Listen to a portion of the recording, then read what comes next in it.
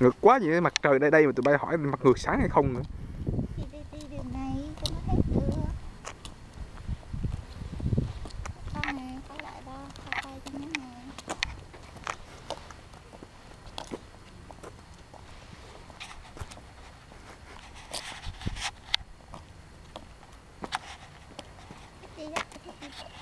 Ừ, thích đi bộ lắm hả?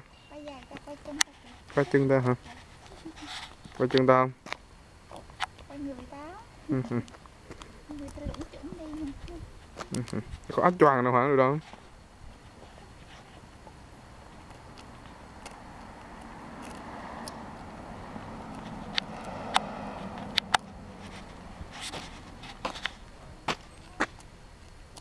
Sao ta đi mà ta không đi thẳng mà ta đi lại đi vòng qua vòng rào á? Ta đi đến vòng tròn à? Ta ra ta đá cây cái đi. Ta đi muốn đi trên cái đường trắng trắng kìa.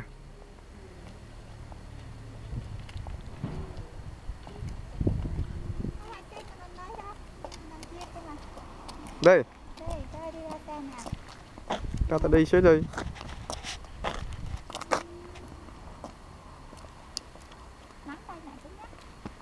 Quá gì nữa. Rồi ra kêu xe.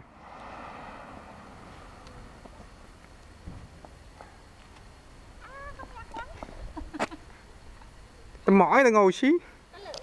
Lượm mấy lá hả? Đã bỏ miệng ta ăn thử.